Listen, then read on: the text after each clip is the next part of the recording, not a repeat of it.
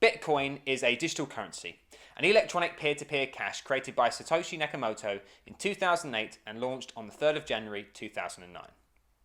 Bitcoin refers to both the network and the currency. You have the Bitcoin network and Bitcoins themselves.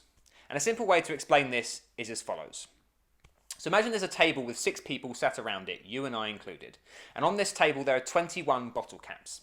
These bottle caps are our currency on this table, and dollars do not apply here. So in order for me to pay you for a painting that you have made, I have to take one of my bottle caps which are in my possession, this being one of the 21 on the table, and I have to give this bottle cap to you in exchange for that painting. So I now have one less bottle cap than I did before, and you have one more, but there are still 21 bottle caps on this table. All we have done is exchanged ownership of one of them.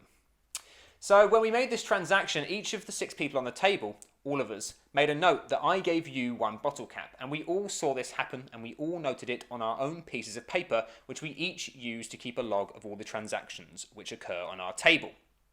So each of us can look at our paper sheets at any time and see every transaction which occurred on this table, and we can also look at all of our bottle cap collections and see how many bottle caps each of us has. So now take this example, and instead of 21 bottle caps we have 21 million Bitcoin, and instead of this table with 6 of us sat around it, we have the whole world with millions of us partaking in the exchange of Bitcoins.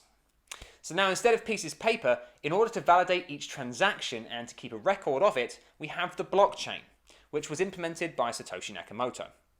So on a very basic level, the blockchain is where you have a block where all of the transactions for around a 10-minute period fit inside of it, and all of the details of each transaction made on the Bitcoin network are put inside of this block.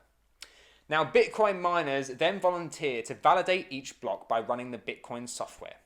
And what they do is they all compete at solving a mathematical puzzle.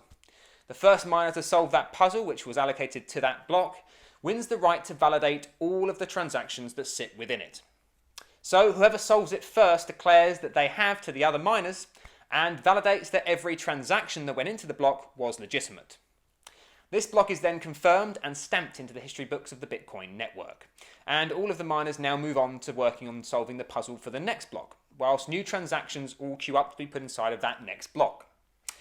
Then all of the blocks just stack up into a chain of transactions, and the more blocks which are confirmed on the network by miners on top of the block in which your transaction went, the more confidence you have that your transaction has been stored forever on the blockchain.